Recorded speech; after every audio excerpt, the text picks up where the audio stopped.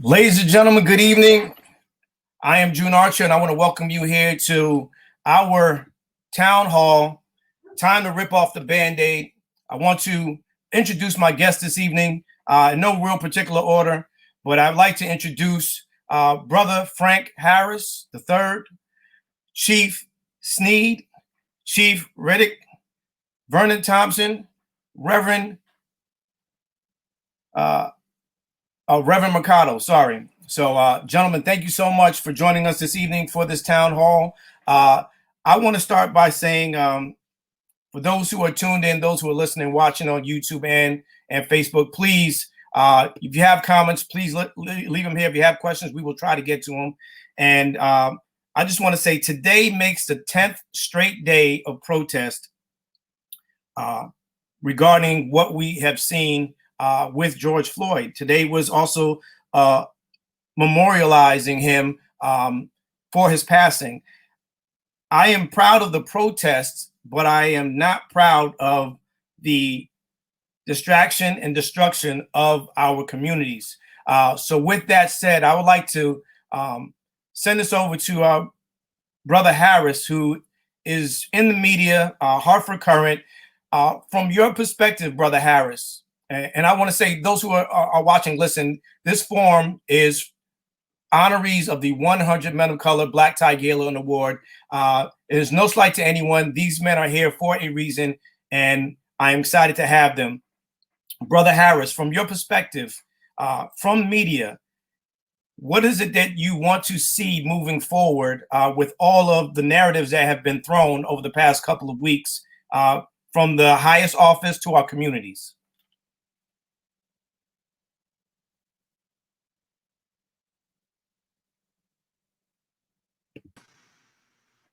Hold on. You're live. I'm having a bad echo here. You're live. Okay, I'm gonna mute myself here. Hold on. You're live. You're live. You're live. I'm gonna mute myself here. It might be on my end. You probably want to create that echo. What I'll do is I'll throw that question over to Reverend Mikado. Reverend Mikado, your thoughts on the narratives that have been shared via social media and in our communities?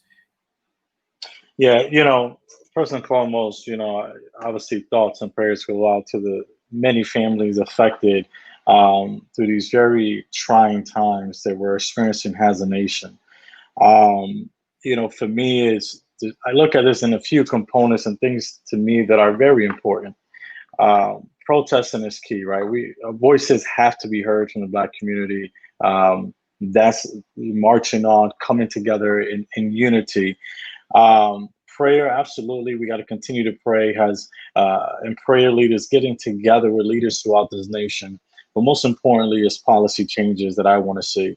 Policy changes from a city and town perspective, from, city council level to the state reps level, state senators, and on to the federal level as well. So collectively, there needs to be many changes. And I understand, I've spoken to a lot of my close friends that those close to me that know the closest people to me are African Americans. And, just hearing some of the, the pain and the things that they're going through and experiencing.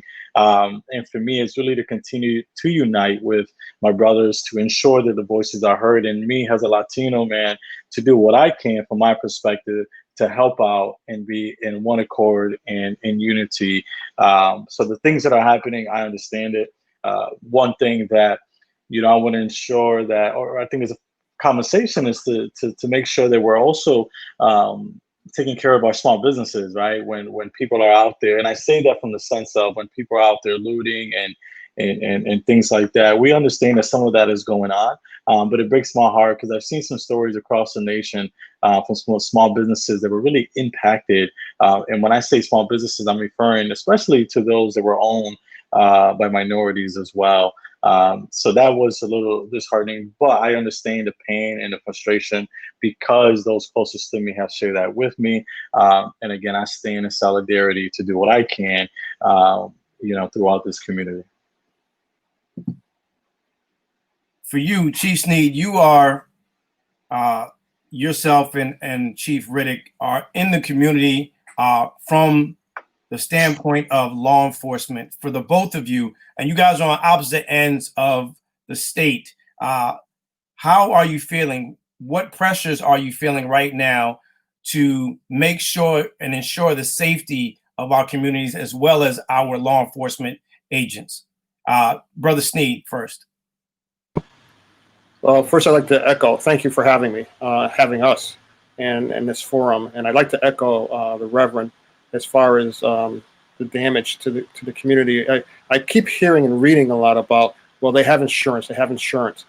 But you remember, most of the small businesses may only have a part of their insurance. They may only cover part of the damages.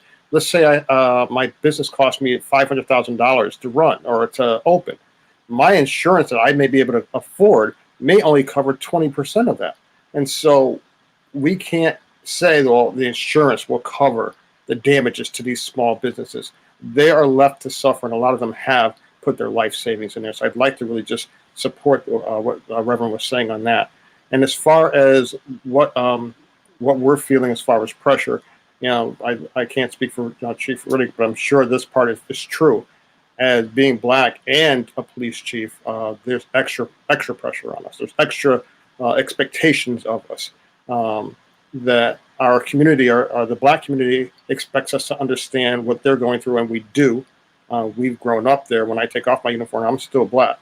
And the policing community expects us to understand what's going on there. So there's extra pressure as far as what we do and how we do it, and we need to be leading the way.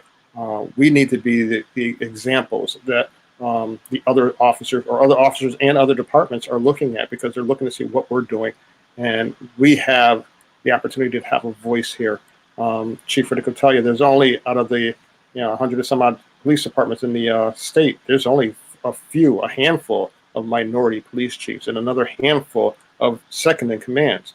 And so we do have a role to make sure that we're doing the right thing. For you, Chief Riddick. Good evening. First, let me just say thank you, June, for putting this together with Dr. J, should I say. And secondly, you might see me ducking down and looking at my cell phone. I'm not being rude, but we have personnel in another town assisting with the protest. I believe Chief Sneed does also. So we're getting updates as it goes forward. Regarding the protest, I saw a meme on Facebook, and it really encapsulated what's going on. When we knelt, no one listened. When we sent in complaints, no one listened. When we had face-to-face meetings, no one listened. When we filed internal affairs complaints, nothing happened. And as they're doing and protesting and doing some damage, he said, "Do you hear me now? Are you listening now?" Now, I can't justify what's going on, nor can I condone it, but who am I to talk about someone else's pain when you just really feel that no one's listening to you, and how frustrating it is. And if you compare that to what we saw with Mr. George Floyd, no one was listening to him. The police didn't listen to him. The pain as he screamed out, no one cared, no one listened. What I mean by no one cared is regarding the officers. And then he died. So I get it. I understand. I would hope that people wouldn't do that, because it does sort of take away from the important message and mission that's going out there, and the businesses are being impacted. But I get the pain. I understand. I really, really do. I want to shoot it over to our two brothers who are in the community, activists as well as in government, Vernon Thompson, as well as Brandon McGee Jr. For you guys, and we'll start with you, Vernon. For you, how can we move forward with these protests in a fashion that best represents our community and what we are fighting for? Okay, I'll start. My field is education. I'm currently an assistant principal. I began my career as an assistant principal at Hartford Public High School.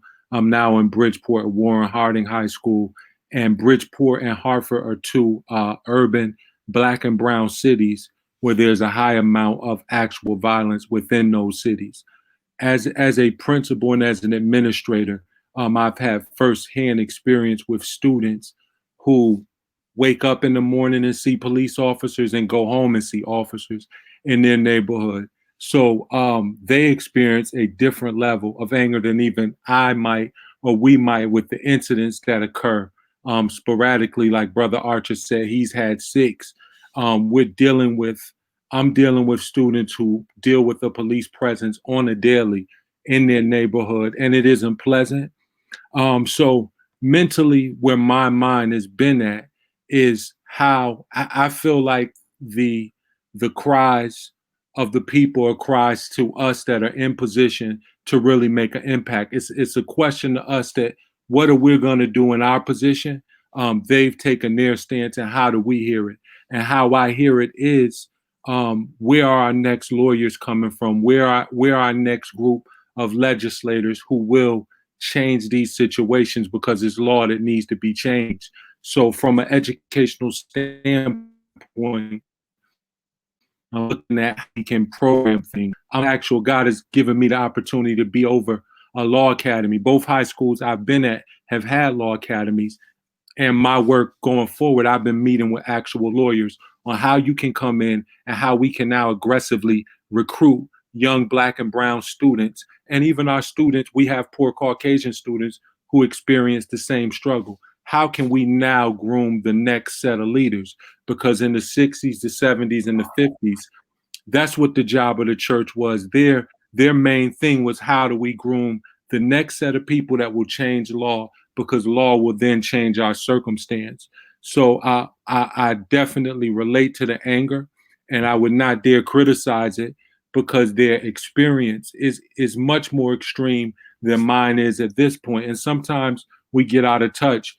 One statement that Dick Gregory stated was, sometimes we get caught up in the success of a few. And when we look at our whole population, there's just a few that have been successful. If we look at successful Black cities, there's just a few that you can name. And we can't get caught up with that and criticize the pain of everyone else. But I think in our positions, what can we do now to impact and make that change? And from the educational standpoint, the plan now intensifies to create and push for that next set of leaders to look for greater opportunities, to look for colleges, to look at these students who are interested in the law and continue to groom them to change the circumstance. Because after the fighting, even when Dr. Martin Luther King marched, every march was attached to a bill or to legislation being changed. So that's where the mindset is at this point. Representative McGee, for you, what kind of legislation can we expect moving forward? Something has to change. Where are we with legislation, or what do you see that is coming down the pike that you could share with us, without letting whatever secret may be out, but just being as forthright and as transparent as you can be? What can we look forward to? What is going to help us bridge this gap? Dr. Archer, thank you so much for this opportunity to share with you all. As you can see, I'm out on the battlefield here, where I'm at another protest, and I'm so glad that we have recipients of the 100 Men of Color on this call, this town hall, ripping off the Bandaid. And I am in the midst of so much power. And, you know, before I even get in my comments, I just want to say I'm praying for each and every one of you, especially our chief of police, or chiefs of police. You all, you're carrying a lot. And then on top of that, you all are Black men. So thank you for your service. My cousin, he is on the police force, and I don't know what it's like to be a part of the force. But I do realize the impacts it's had on my life, unfortunately, in a negative sense. But as a leader, I'm able to kind of share my story on the importance of us working alongside men in blue who are serving our community.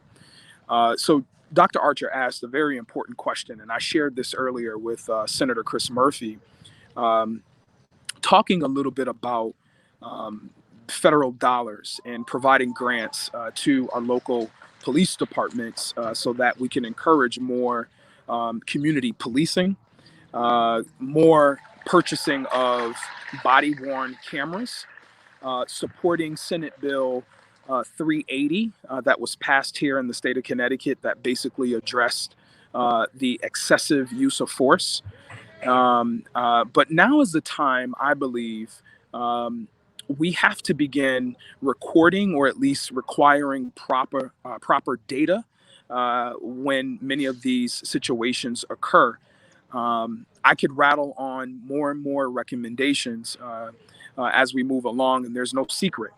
Black people are tired of what's been happening, tired of all of the inequalities that have perpetuated throughout 100 years or more, if you would. So I think what I believe, not what I think, is that the slaying or the killing of Mr. Floyd, similar to the second pandemic, and that is COVID, has shed a bright light on racism, the inequalities, the lack of resources to Black and Brown communities, namely Black communities. So when you talk about tearing off the Bandaid, that Bandaid was torn off many, many years ago and patched back on with some glue and taken off again. And now you have many, many allies, many white folks who are saying, you know what, it's wrong. It's wrong. And I'm sorry, at this age, mid-age white folks are saying, wow, I've been taught to be a racist and I need to undo it. So, you know, do we have a lot of work ahead of us? Absolutely. We've got a mountain to climb. But I do believe as people of color, and again, with our white allies, our Latino brothers and sisters, we're able to break the back of racism, inequalities we ought to address, and to continue to have these types of conversation, Dr. Archer, that you're giving us to share some of the details from our respective areas as to how we can move forward. So again, thanks for allowing me this opportunity. And similar to the two chiefs of police, I'm going to turn my camera off for a second to give a few remarks, but I'll be back to the town hall. We appreciate you, Representative McGee. I want to ask you guys, how do we, because I firmly believe that it takes two to tango, right? How do we put ourselves in a position to hold both parties accountable, right? I feel like if you run a red light and the cop pulls you over, there's accountability on both ends. You got to know that running a red light is the wrong thing to do, but also as you are pursuing someone to let them know that they've done the wrong thing, there's accountability on that end. Chief Sneed, for you, how do you get people to understand?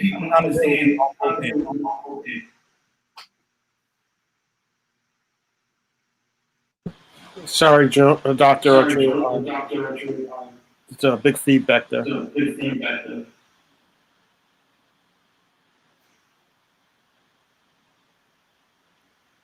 Did anybody else hear the question?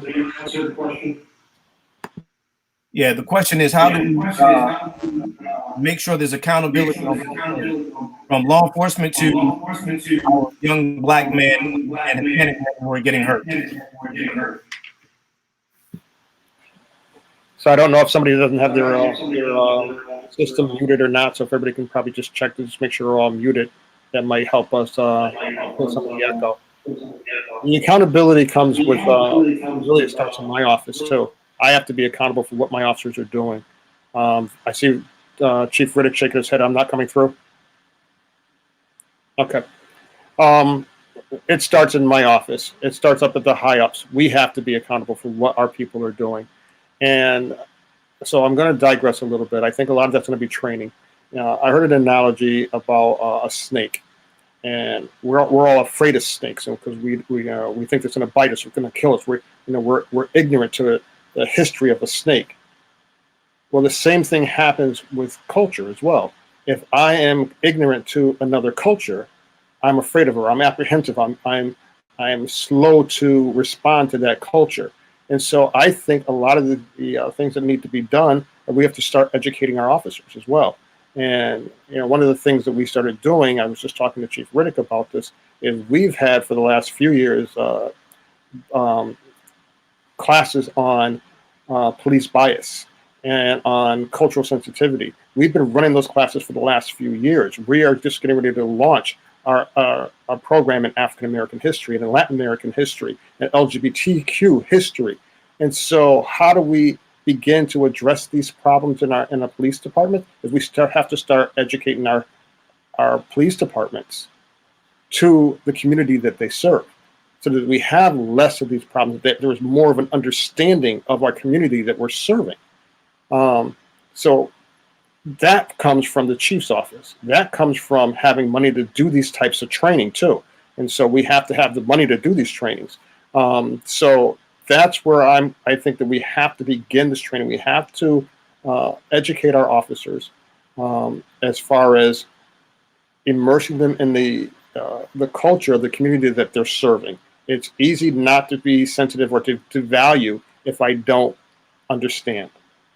So if the training has to come from the top, the responsibility starts at the top and it filters on its way down. We can't be blind as chief. We can't turn our heads as chief. We can't ignore what's going on as chiefs. And as black chiefs, we've heard it before. We grew up in the barbershops. We grew up in the nail shops. We grew up hearing the stories of the picnics. And so now we are in a position where we can try and make change. We're trying to do that. I hope I answered the question. Yeah, yes, you did. I want to go over to Brother Harris. Brother Harris, for you, as we're trying to bridge the gap in this accountability piece, how can we change the narrative as it is being spoken in media? Well, we talk about change the narrative. I mean, I'm not sure what exactly you mean. I think the news media, I mean, I teach journalism. I've been a journalist, wrote a column, and still doing writing. I think the narrative that they're reporting on is what is actually happening. I think without the news media's coverage of what's going on, we wouldn't have the accountability that we are at least somewhat getting now. But I wanted to go back to something that the chief said about, I know he just kind of left there, but he mentioned something about training. And I do think training is important. But I mean, we've had, every time something like this happens, we have training, we have sensitivity things, we have all these things, and we still get what we've been getting for all these years. I think what we need is to have these officers be treated as if they are citizens, and they get the same kind of penalties that citizens who they're supposed to be protecting get. Every time you have, I mean, we're talking now about the fact of whether, even though they've been arrested, whether they're going to really get convicted. We've been here before. We saw Rodney King the first time around, and we thought with cameras, that's going to make a difference. Surely they're going to find these men guilty, all that evidence. And what happened? They were let go until they were after a second trial. So there has to be a change in the laws that make police be accountable in terms of if they commit a crime, they should be going to jail. There should not be these double standards that we currently have. I appreciate that. I want to ask you, Chief Riddick, is it a training issue or is it also a vetting issue?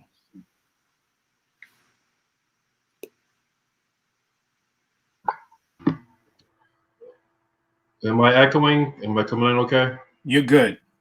Okay. Okay. I will argue that it's neither. Culture trumps policy. Culture trumps training. And until the culture is changed, you can do all the training that you want. And as Chief Sneed said, it comes from the top. You can train and you can wink, wink, and laugh and go out and do the exact same, the opposite of what you just learned in training. Until you hold the officers accountable, starting with yourself, you're not going to see true change. And to the first part of your question, it was talking about both sides with accountability. Well, the public already starts with accountability from a kid. You know, recently we keep hearing about the talk that we all, probably all of us on this link, this webcast have had. Well, the talk started back in the slave days. The talk started with don't look massa in the eye. The talk started with don't look at massa's wife or children. And as you go forward in history, the talk goes, if you walk down the road and there's a white woman, don't look at her if you're a black male. And then eventually it led to the motor vehicle stops and the like. So the public has been educated. African Americans have been educated. We have to educate our police officers. And Chief Sneak said that he has started a program educating his officers. And when I was a chief in Waterbury, and I've continued this in West Hartford, while not a formal program, I've been educating our officers on the history of law enforcement, which started over in Europe, which people don't really understand, for separatism, to keep classes away from each other. We took that model to the United States in the late 1600s, 1700s, where they were guarding property. And as we know, what was slaves? What were African Americans back then? Blacks. We were property. So you had the slave patrols and the like, going all the way up to segregation. And the vehicle that was used, the mechanism that was used to enforce segregation, to enforce slavery in different forms, was law enforcement, up to and including today. I was born in 1966, and during 1966, there were still issues that were happening. My father, my grandparents, my aunts and uncles, they can tell me stories within my lifetime, so it's not that long ago.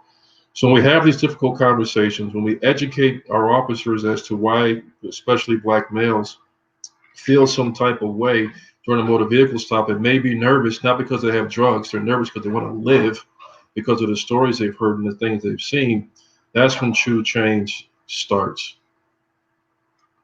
Do you feel like there is a lack of value? We had a question online here that how can we encourage our officers to value the communities that they serve? Is it self-policing, or is it just making sure, like you said, just across the board, coming from the top, that they understand that they have to be invested in our communities to make sure that these communities not only are law-abiding, but just they feel good. Like you feel good when you have your law enforcement coming to these communities. Because I remember growing up where you weren't fearing an officer when he came up. It was, hey, Officer Sneed, hey, Officer Reddick, like, how you doing? How are you doing? How are your parents doing? How's school? There was a conversation that was had. There was a trust. There was a level of trust. And I feel like we've gotten so far away from that. So to that person's question, like, how do we encourage our officers to have value in the communities that they serve? So to the example that you gave, if you go back in time, a lot of the officers, especially minority officers, one, you didn't have a lot of us. So when you did, you had a black officer in a black neighborhood walking a beat. So you had quote unquote officer friendly because you knew him, and more than likely he lived a couple of houses down from you. That has changed over the years. You talk about, accountability and valuing the neighborhood. Well, here's where it's difficult, and I hope, and Chief Steve, with your experience in Middletown and your other places, I hope you can jump in too, is as a leader in law enforcement, whether it's a sergeant, lieutenant, a captain, chief, deputy chief, you have to be cognitive. As the young folks said, you have to be woke. If you're in a particular neighborhood, like a high drug area, and that's all you deal with is African American males or Hispanic males, pants hanging down, dressing a certain type of way, and these are people you're getting drugs off of, and you're in that area a lot, after a while, you start to believe that's how, quote unquote, they all must be. We have to recognize that, talk about that, and educate our officers that no, this is just a small segment of that. But it takes courage, it takes time, and it takes, quote unquote, wokenness to be able to do that. So you have to teach. This is too funny. Thank you, Lord. You said value. They haven't valued us for 400 years. So if we think that that's going to happen overnight, it's not. We have to continue to do our part as citizens and continue to have bold statements like we're having tonight in discussions to make change. And I'll end with this. The other part of this is, when we have our Caucasian colleagues and our counterparts, when they rip off the Band-Aid and they acknowledge some of their biases, we can't tear them down and rip them apart. That's what we want. Now is the chance for dialogue. Now is the chance for education. Because otherwise, as soon as you start pointing fingers and say, oh, you racist, you this, they're going to shut down. And now we can't have that conversation. And now it's behind closed doors and we can't address it. I thank you for making this for 400 years. I want to send this back over to Brother Harris, who has been very adamant about the celebration of the first person to come over here in 400 years. And we've been still fighting these same fights. How should we celebrate, Brother Harris? How should we be celebrating? Because it seems as though this is the 400th year and we are celebrating this in a fashion that is uncomfortable, that is uncharacteristic of what we should be doing. 400 years of slavery since the first slave was here. How should we be celebrating it? It shouldn't be this way. Well, it's actually 401st now, and I don't really say celebrate. I say commemorate the first enslaved African who was brought to America. And, it's ironic that after this 401st year now will become August, that we are still dealing with the same things that in many ways our ancestors were dealing with, that our parents are dealing with. I think, to kind of go back to the point that was made before about educating our children, as it was said, it's always been done. This has been a very challenging time for me personally, and I'm sure for everyone on this panel and throughout America, because for me, I'm 63 years old. My dad just passed away recently at the age of 90. Grew up in Mississippi. And one of the things that he recalls was this Black man, a Spanish-American war veteran, beaten to death by this officer, this cop. And nothing happened to that man. And he didn't have his knee on the guy's neck, but he beat the man to death. We've had people come from wars, lynched in their uniforms. And, I'm trying to stay on topic here, but it's just one of the things that has been said on the memorial today, and what people have been saying, have been asked, are we turning a corner? Is this event, the watershed event, that's going to change things? And the thing that goes to my mind was, we thought that with the Emancipation Proclamation. We thought that with Reconstruction. We thought when World War I, when we went and served overseas, that America would say that we are Americans too. We thought that when we got the Civil Rights Movement. And we thought that when we got our first Black president. I had students telling me, my generation, their generation, is not like their parents' generation. This was 20 years ago. Well, here we are. I don't want to sound negative, because I'm basically a positive person, but I'm also a realistic person. And I think it's important that we stay on this, that we keep our hearts and our minds into trying to make this a better place for everyone. I do think that indeed, when we have more white people supporting this than we have had in the past, there's a groundswell all around the world. So things are different in that particular case. And I do think we need to encourage that.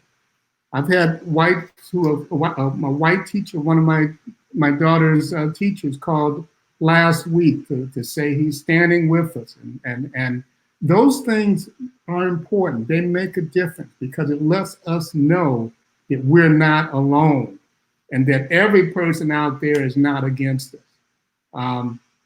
I probably digress from the question. Oh no, I appreciate it.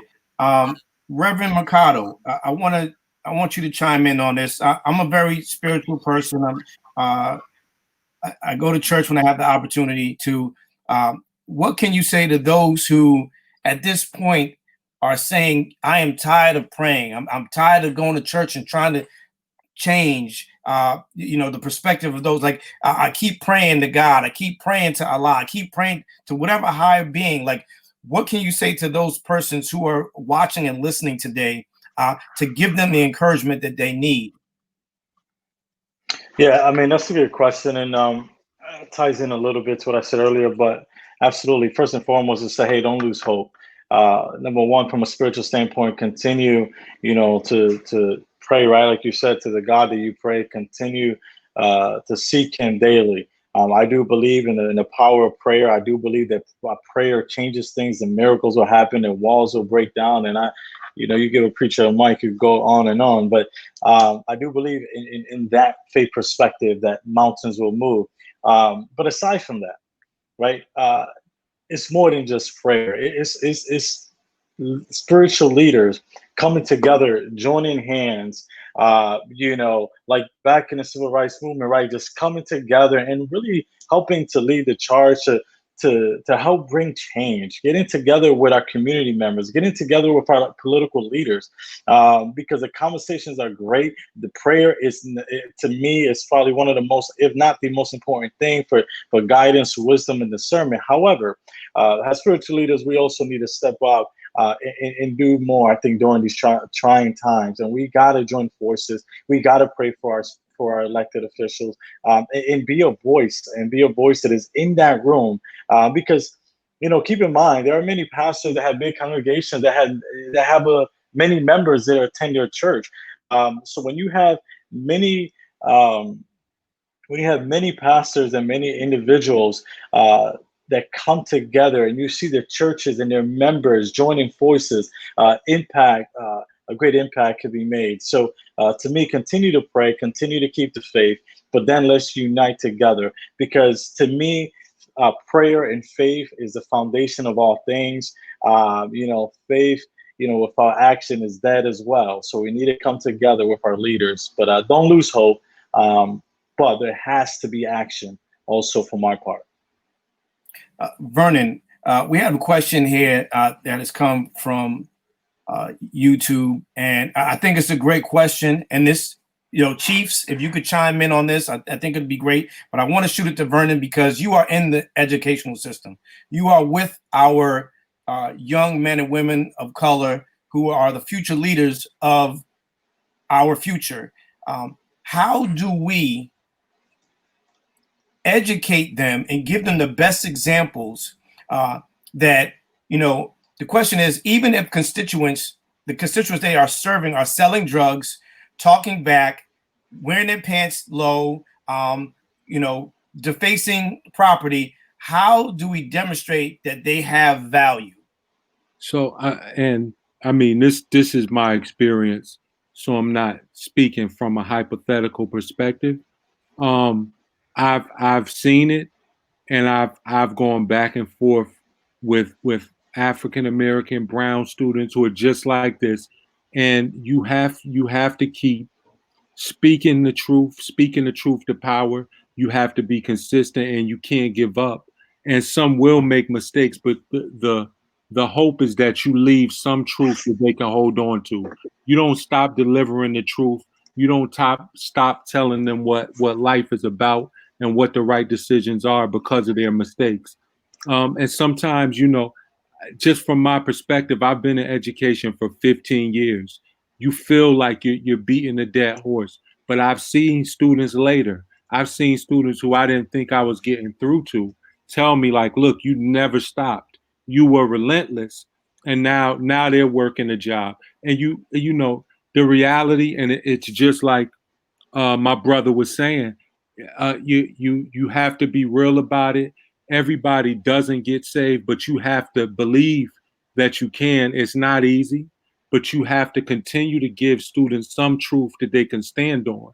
I do believe that every student does see the light. There's some that just make mistakes that are too deep to kind of come out of it. But we have to give them something to stand on. You have to give them some truth, and you can't give up regardless of the external circumstances that students face.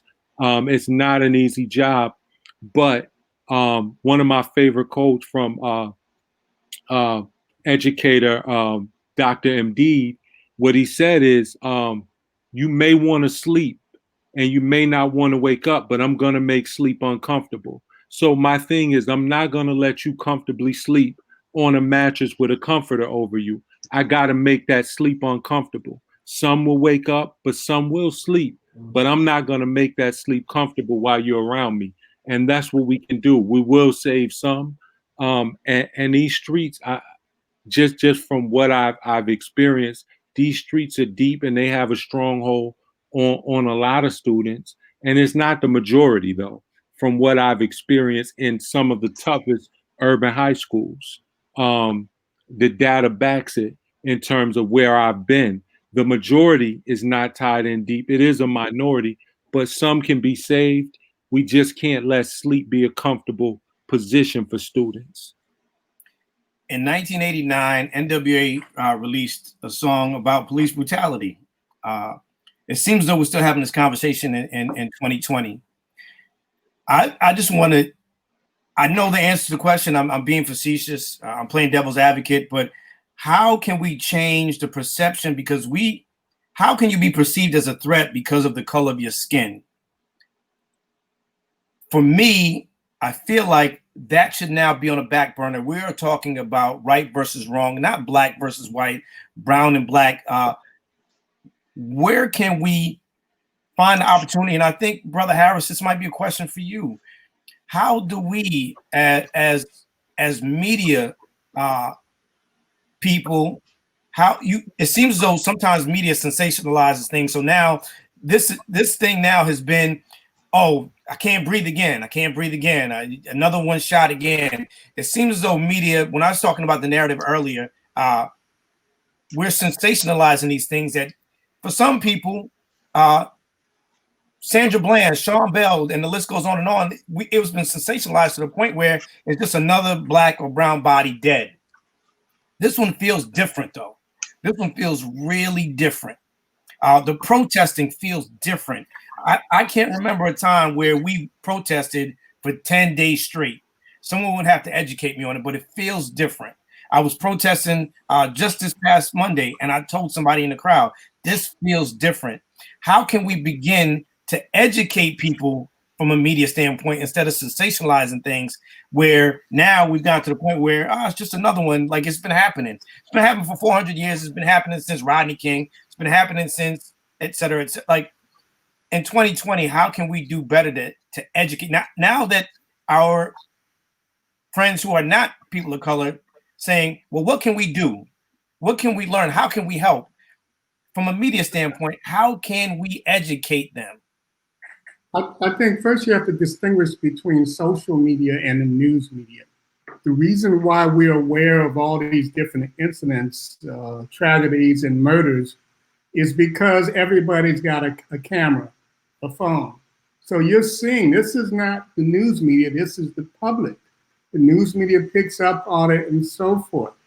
Now, yes, the news media sensationalizes things because there are sensational things going on.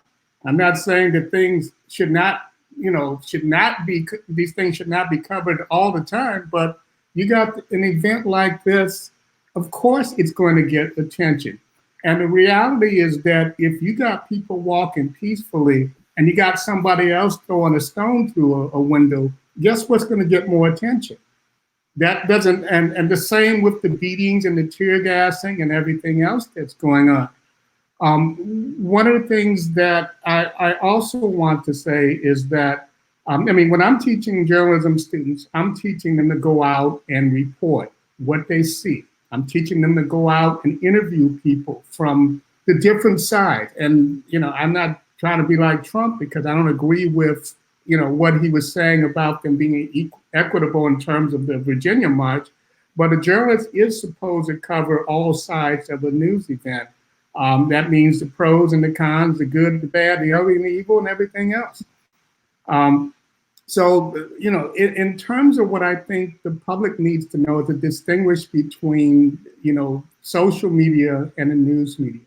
The news media is supposed to go out and report and also distinguish between these talk shows, which are really not news shows. They are opinion shows where people are talking about their opinions and so forth. So, I mean, that's the main thing that the point that I would want to make with regards to this. But if I could add something else, though. Please do. Responsibility. Okay, we're talking about responsibility of police. We're talking about responsibility of education, of journalists, and so forth, religion, and so forth. But let me ask a question to you, everybody on this panel, and everybody else who's listening. Suppose you were observing this officer on this guy's neck. What would you do? Because that disturbed me, not just the knee on that officer's, on his neck, George Floyd's neck, but the fact that people took out their camera and did nothing. I mean, I wrote a column 5 years ago for The Current, and one of the points that I said is too many people think their only responsibility is to take pictures and record it. If you choking me to death, don't sit there and just tell the guy to get off me. If he's not going to get off me, please get that man off my neck. Don't let that person take my life, because you can do all these marches and demonstrations. It ain't going to bring me back. And that's the thing that stuff goes back to slavery, where we watched people get lynched and beaten and killed and did nothing. Now, I was talking with my older daughter about this. And she said, well, if you do that, the police officer is going to shoot you. That you put yourself in danger. And I know that. But what if that's your child out there? What if that's your parent, your grandparent, your daughter, your son? Are we going to just stand there and let that happen? I know officers, chiefs, what I'm saying here, it may not be nice, but I'm saying if we got to distract those officers to get them off that person's neck, then that's what we need to do. I could not in good conscience just stand there and record and watch somebody and not be haunted for the rest of my doggone life. So I think we have to take individual responsibility. If these people were not wearing uniforms, would we be allowing this to happen? It's murder. You don't let a murderer just commit a murder in front of you without at least trying to stop it. That's my thoughts on that. Do we, Chief Riddick, Chief Sneed, do we add fuel to the fire? What is the procedure in this case? I think, Brother Harris, you make a good point, right? If we're on the playground and someone's getting beat up, at some point, people are going to jump in and we're going to try to break it up. Obviously, we have to respect law enforcement. That's why accountability is key here. However, what is the procedure? Because we've seen it and we're seeing it now. Like somebody wants to get involved, someone's recording, and then you hear an officer say, put your phone down, stop recording, disperse. What is the proper way? Please educate those who are listening and watching on how we can do something without getting hurt in the process of making sure that someone doesn't get hurt.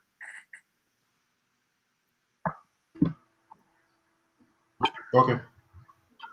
I'll start, I guess. Professor Harris, I hear you 100%. And at the end of the day, I can't argue with the fact that if someone is about to lose their life, do you just stand there and watch that person lose your life?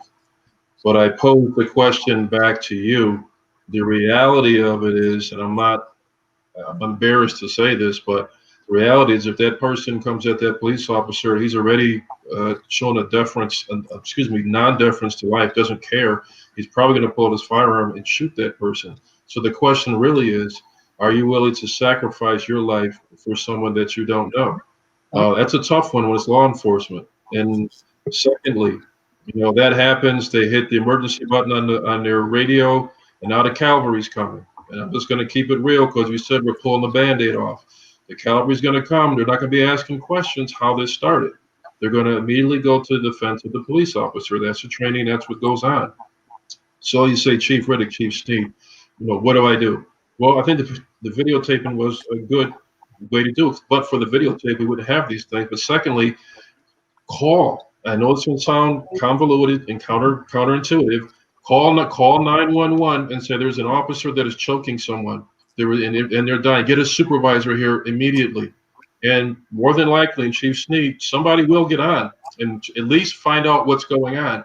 And that might have simulated that tap, tap, tap, that tap out that we're talking about. If you get a supervisor call in and find out what's going on there. And my last point is, and Professor Harris, I hear you, I do. We have to be careful, because this was quote unquote the easy one to say, hey, you should have intervened. But unfortunately, there's other ones when it's not so clear. Use of force is not pretty, it's ugly, and we might be having people jumping in the middle of things that they shouldn't be, and it's wrong. So I hope I provided some solutions. It's probably not 100%. I hear you, and I couldn't have faulted someone in that crowd if they would have dove on that officer. But at the very least, it probably would have saved George Floyd's life. I want So to, Chief Sneed, I want to thank you for that, Chief Riddick. Chief Sneed, I want to tap into what happened at Central Park with the young lady who called the cops on the black man because of the situation with the dog.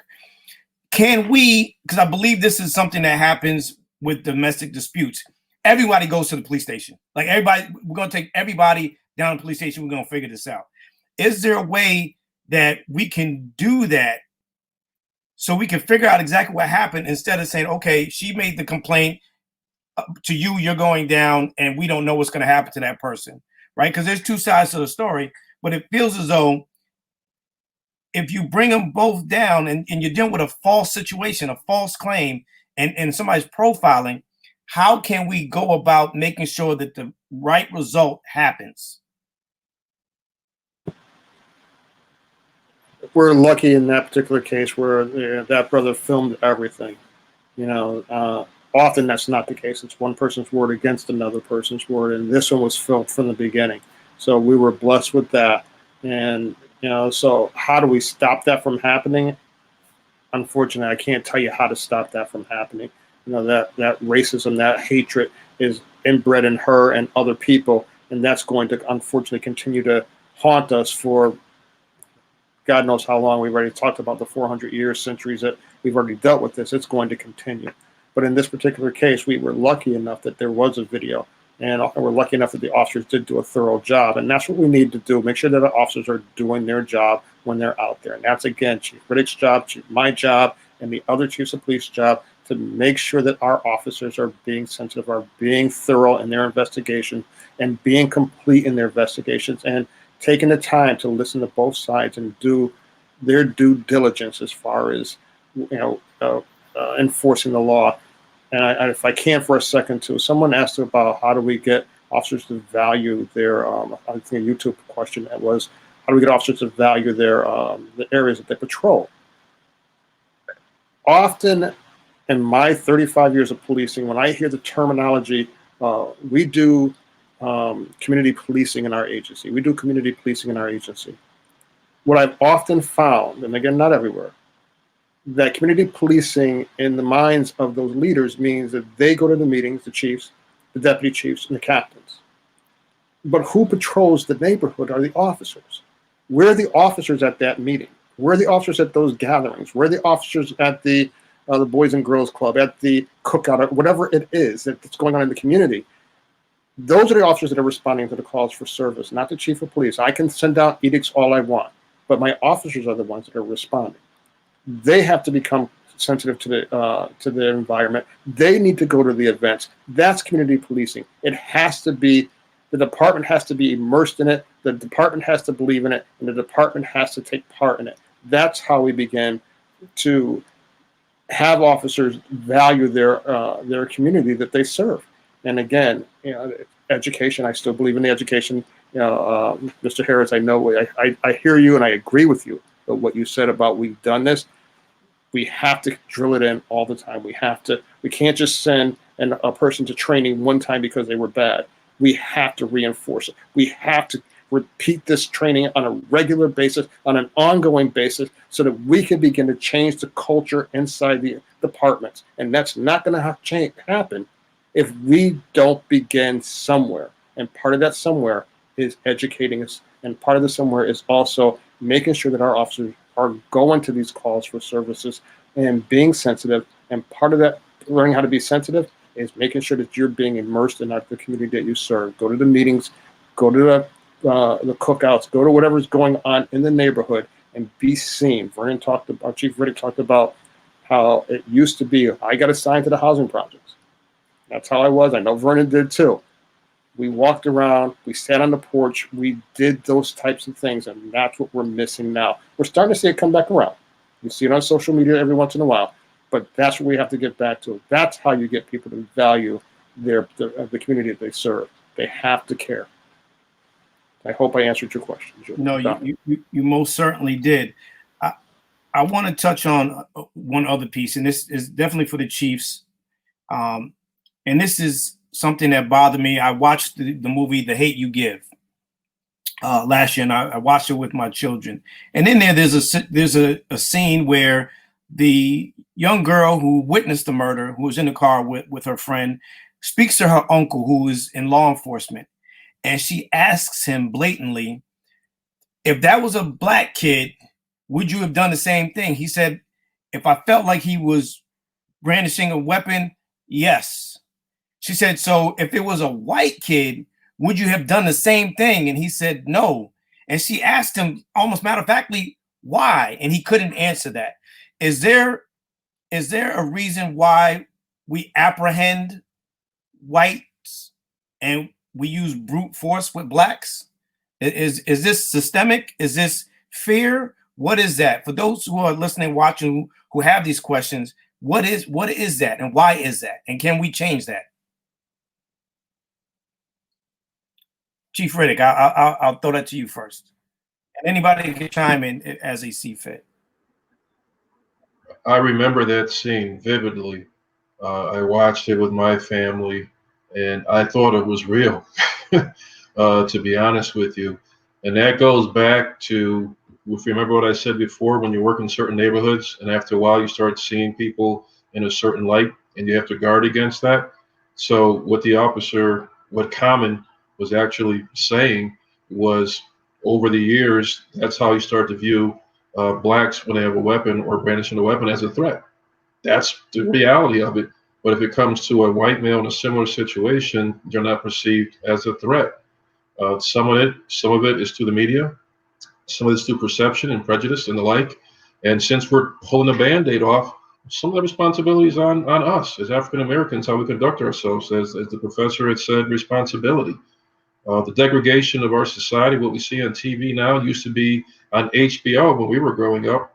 Now they're actually having sex and blowing off heads on regular TV at 7 o'clock. And we wonder why our kids are going crazy. We have our parents, the parents of these kids, where when we were younger, we went to church, whether we wanted to or not. We have a whole lost generation who doesn't go to church or anything else. So it's the view, and it's hard to say just law enforcement. It's just how, all right, thank you, Lord. Dr. Archer, you had mentioned how a police officer could say that. I'm going to keep it real. If you or Professor Harris, Mr. Mikado, maybe not Vernon because he got the V, so I'm going to give him a pass. But you're walking down the street and you have 3 young black males with hoodies pulled over their head. And on the other side of the street, you have 3 white males with hoodies over their head, dressed identically. Which one are you going to fear? And you have to pick a side. Middle is not an option. Where are you going to go? And I've posed this during community meetings, and I've heard African Americans say that they would go to the white side because they'd be more afraid of their own people. I'm just keeping it real. I mean, I'm not going to argue with that. Is that systemic for us, though? Is that what that is? Well, I'm going to actually go. So I agree with Chief. The media has a large role in this. Media does, it has so much power over what we think and what we do, and how have we been portrayed. And so the media has the power of, if we watch it and watch it enough, we begin to believe what we see on television, the TV shows, the commercials, the music that we listen to. And as we listen to these things, as we watch these things, that's how we are portrayed. We've been portrayed as pimps. We've been portrayed as Aunt Jemimas. We've been portrayed certain ways throughout history. And we begin to believe what we see. The reality is, or the perception becomes reality. And so how do we portray bad guys on television? Their pants are hanging down, they got hoodies on, and we begin to see that on a regular basis, and that's how we begin to respond to it. We've become, media actually begins to prime our thought process. And so when it's time to deal with them, that's what we believe. So now, I use an analogy when I'm talking to young people about the police officer pulling them over. That police officer has listened to Snoop and everybody, 5-0 and the drug dealing and everything else, and all the negative stuff in the rap music, because now white people listen to rap music just like we do. They've seen this stuff growing up on television. They've been primed to think this way. On the opposite end, I have a black child who's grown up going to the house, going to the barber shop, going to the family picnics, and hearing the negative stories about police brutality. When that car stop happens years down the road, that white cop who grew up this way, the black person who grew up hearing all the negative stories, as soon as the white cop gets out the car, or the cop gets out the car and he sees the black person over there, he begins to prime his mind. That's, oh shit, here we go. Excuse me. Oh shoot, here we go. The person in the car begins to say, oh crap, here we go. Just like I've always heard. And so the bridge begins to build right then. The person in the car has a negative connotation of the police officer. The police officer has a negative connotation of the person in the car. And right off the bat, you've begun, it's going to go bad. And that's what we're starting to see. We've been primed to look at minorities in a certain different way because of what we are primed to see on television, how the media has begun to prime our mind and our mindsets, the songs that we hear, the things that we see. It's just, and we don't see white America portrayed in those types of manners. And so, yes, unfortunately, there is that to deal with, our own prejudice, our own biases that we have to acknowledge and that we have to deal with. How do we, Brother Harris, because you are not only a mentor, but a hero of mine, just as Lou Brown is a hero and a mentor to me. And you guys have been on the front lines trying to speak our truth. And I know there have been days, I know that Brother Lou Brown has shared with me that his hands were tied at times when you are in the hood and you're trying to tell the story from a different perspective and a different angle so that the narrative doesn't come back to bite you, but your hands are tied.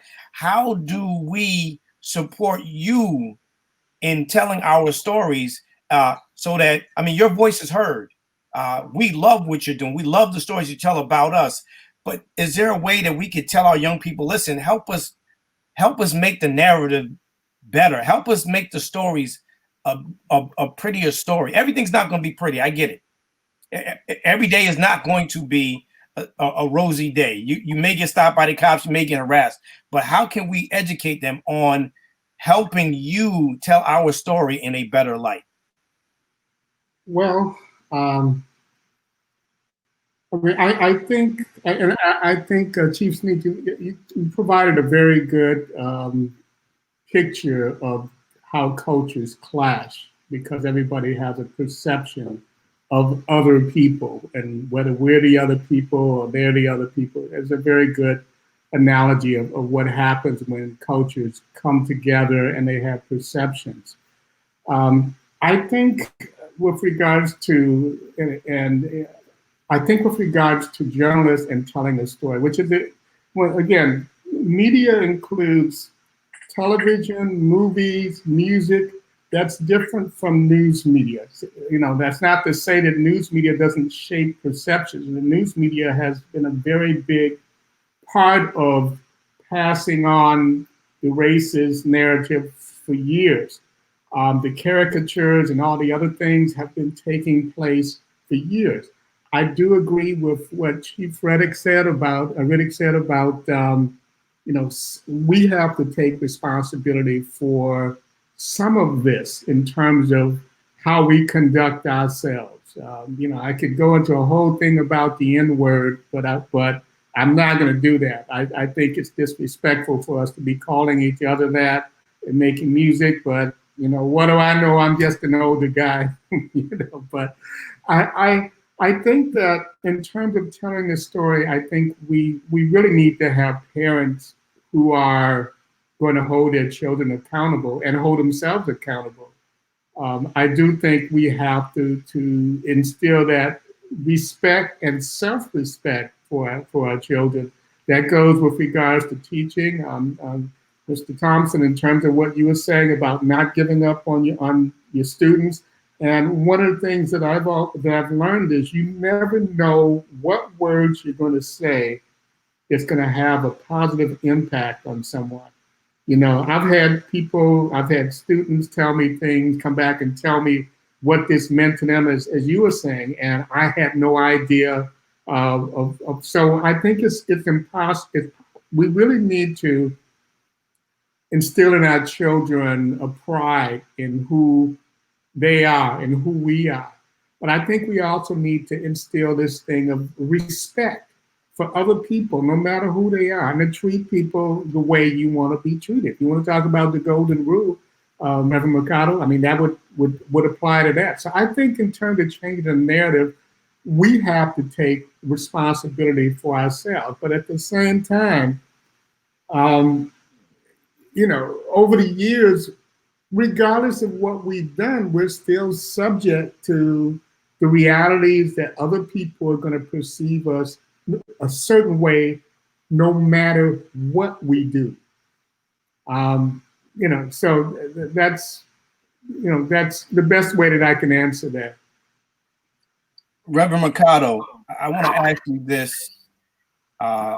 respectfully. This is not just a black thing; it's a black and brown thing. And I want to ask you, how can we help people from a humanistic standpoint? Black, brown, Asian, we are all being discriminated against. It is our fight. It just happens to be that in the forefront, we see a lot of black bodies that are taking the brunt of this disrespect. For you, as a Latino brother, how can we bridge that gap in getting us all together as people of color? Not saying, you know, well, you know, I'm a West Indian background. That's my culture, but I'm born here. So I am a Black American. However, that doesn't mean much if we are all lumped in together. You guys are people of color. How do we come together spiritually as well to stand up for each other? Because sometimes I feel like, and I could be wrong, you guys could chime in, that, well, that's not my fight, because, you know, they don't bother the Puerto Ricans over here. They don't bother the Chinese over here. You know, the Dominicans, we're good. There's dark and there's light Dominicans, but they don't really bother us. But y'all black people, y'all getting it. Y'all getting it real good over there. What can we do to have some kind of solidarity? Yeah, you know, and that's a great question. I've actually had that conversation with some brothers as well, and unfortunately, there's what some ministers call church politics, and the reality is, you know, you have different groups, and you have the Latinos over here, right? Some blacks over here, some whites over here, and I've had those conversations with some black pastors that are great friends of mine and very close, and is how do we come together to bring holistic change, but starting with the spiritual sense is how do we unite as churches so that, you know, the Latino church and the black church could see that, hey, we're here to work together. We're here to bring change, and then get our communities working. A lot of times from what I've seen personally as a community leader, I've seen different silos, whether it's Latinos, whites, Asians, whatever race, right? And it's good, but I think holistically, I understand that there's always going to be different agendas, right, from different races or whatnot. But how do we come together for that, to impact change for a main agenda? The Latinos, the blacks, other minorities come together, and I think that's needed, especially for. And I keep going back to policy, because I understand the conversation between, the police brutality throughout the country and things that we have to change, because there has to be changes within police departments and the chiefs. I mean, you guys hit it well today, but at the same time, I think that we have to come together to bring changes at the state capitol throughout the country. So it is important for us to come together.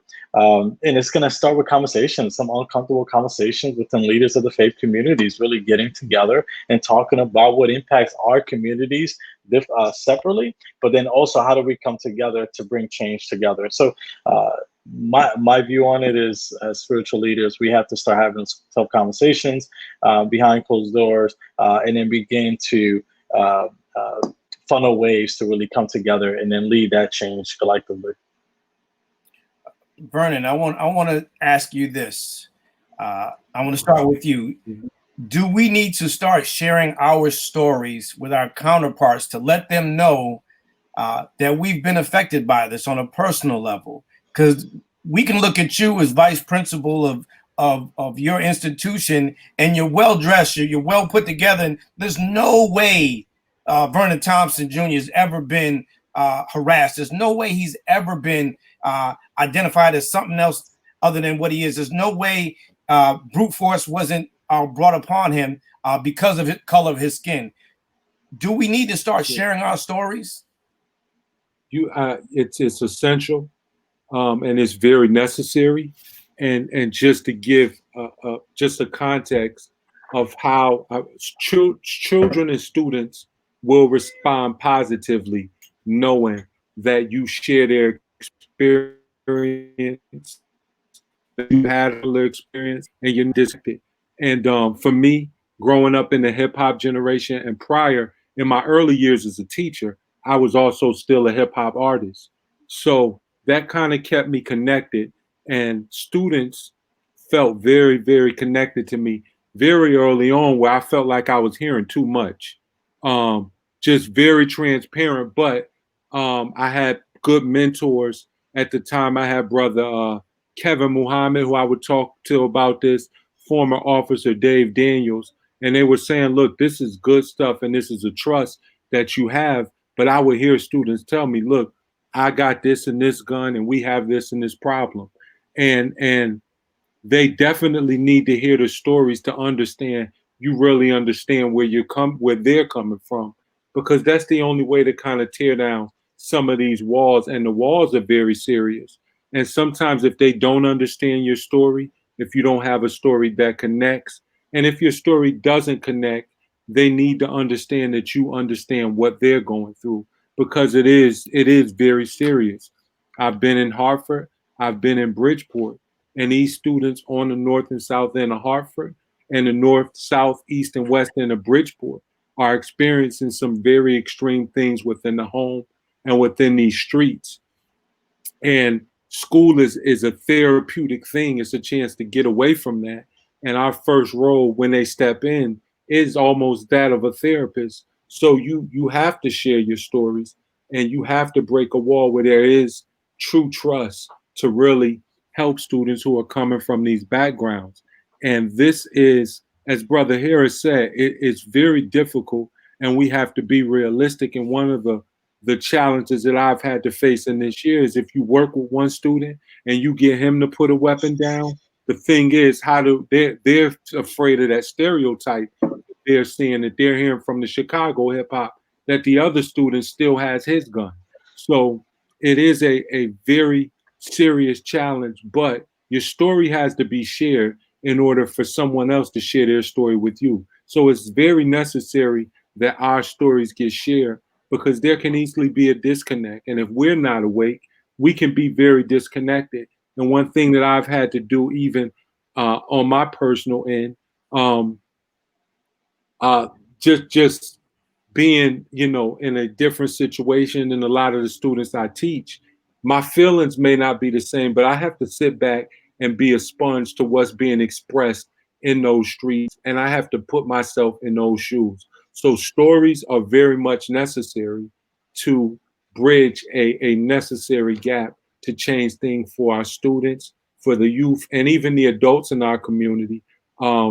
I've been blessed to be in Bridgeport. My father pastored on the east end of Bridgeport where I currently teach. So people kind of know my story, and knowing that story does a lot to assist parents and to assist students. So it's very necessary, and it's a great point that you're making. Our stories have to be shared. As we get ready to wind down, I want to make sure we make time for everyone. But Chief Sneed, I want to start with you first. Where do we go from here? And I want you to talk from your perspective of law enforcement. Where do we go from here? We learned today that all 4 officers were in court as they memorialized George Floyd, and we went from I think it's now 2nd-degree murder, right? That's great. The protesting, I believe, is going to continue. But where do we go from here from a law enforcement perspective? Got to hit that mute button, I guess, right?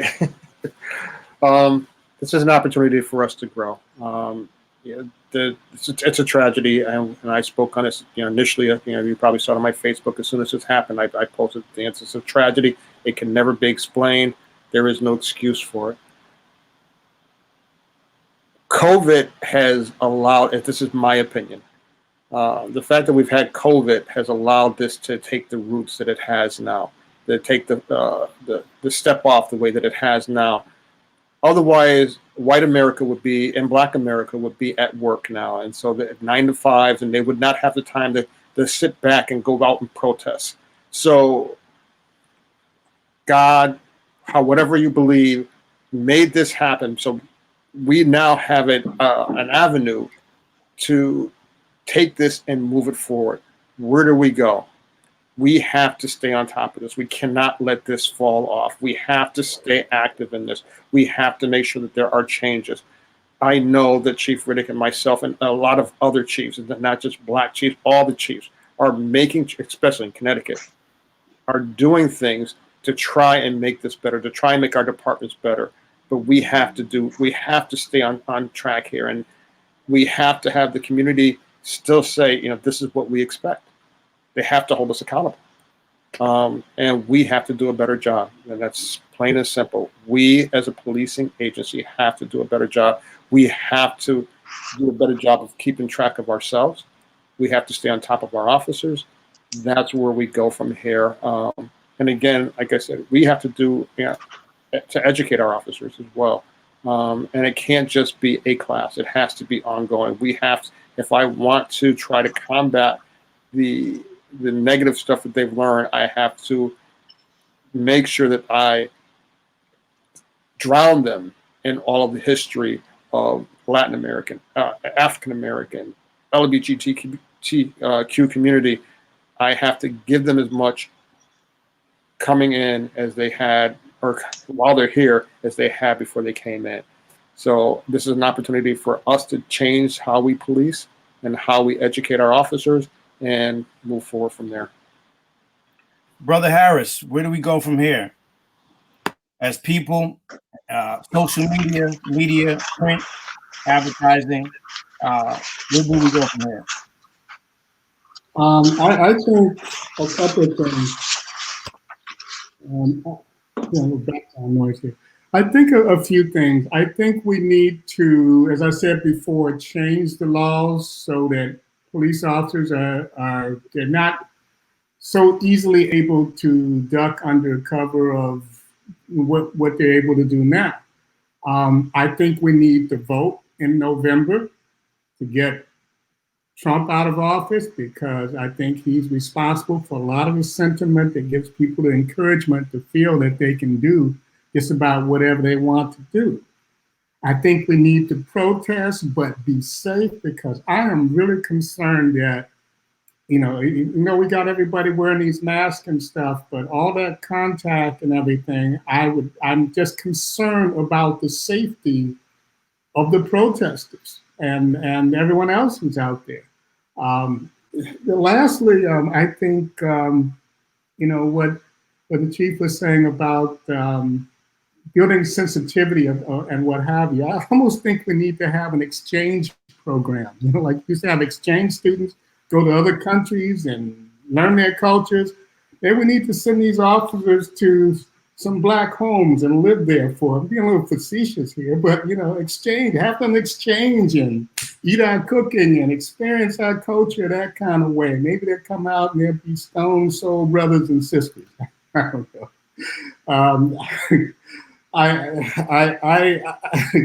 I'm being half facetious here, but I think we need to keep on keeping on and understand that nothing's going to be given to us.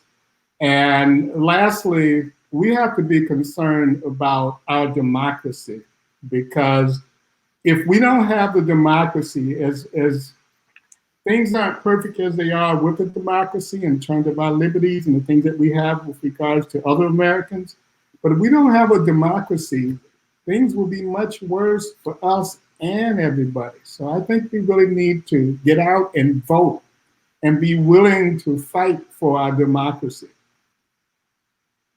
Chief Riddick, where do we go from here? Your opinion? Quickly, one, we have to address the unions. I think somebody has to mute their microphone. We have to address the unions.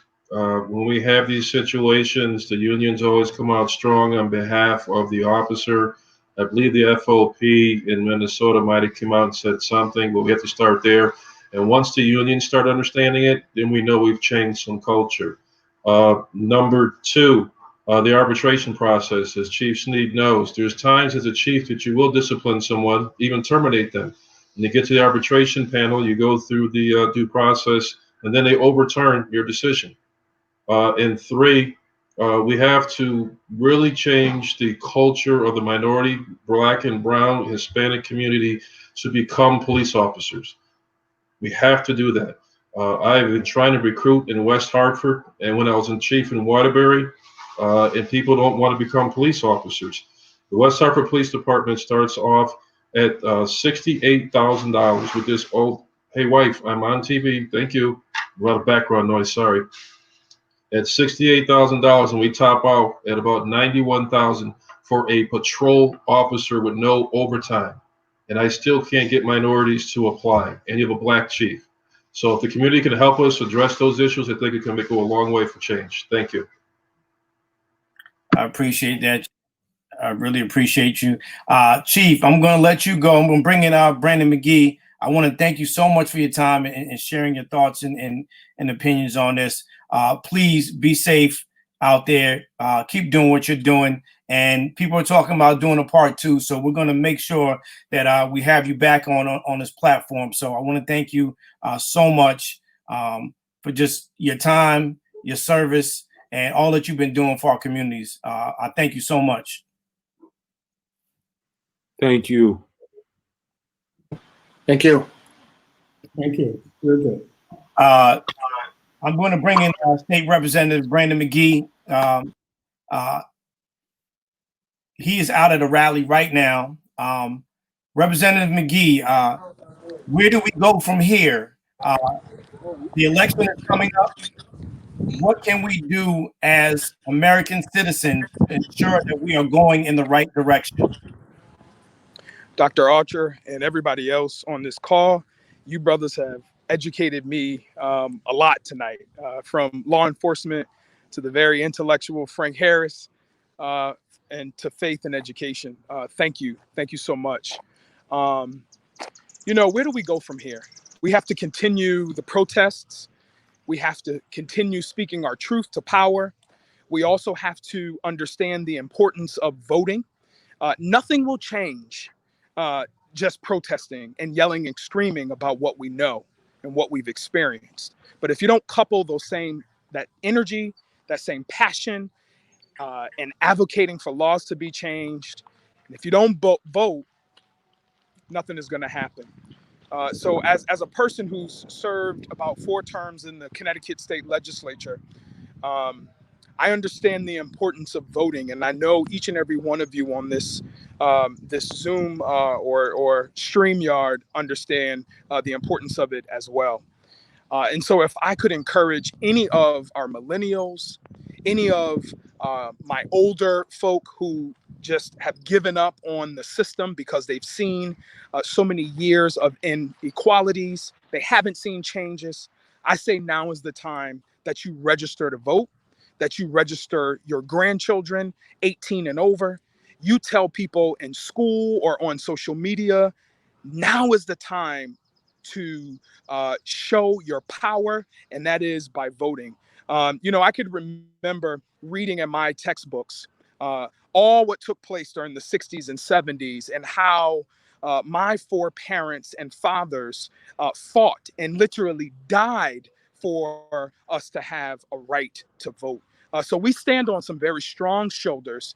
And whether you're Black, Puerto Rican, or you're white, it is important for us to understand that voting is important, but also voting for those who have your interest in mind, and voting for the Black people who have been suppressed for so many years. Now is the time to do so. So again, Dr. Archer, thank you so much, not only being this great person, but also being my mentor, a person who I've met when I was probably about 13 years old. So I'm not going to tell the folks how old you are, but it's been some time, and I really appreciate the ground that you've laid for me to walk and to do the things that I do. Peace and power, brothers. Listen, thank you, gentlemen, so much for your time. For those who are listening and watching on YouTube and on Facebook, thank you so much for joining us here for Time to Rip Off the Band-Aid. We will continue these discussions. We will continue the dialogue. We will continue to protest without destruction.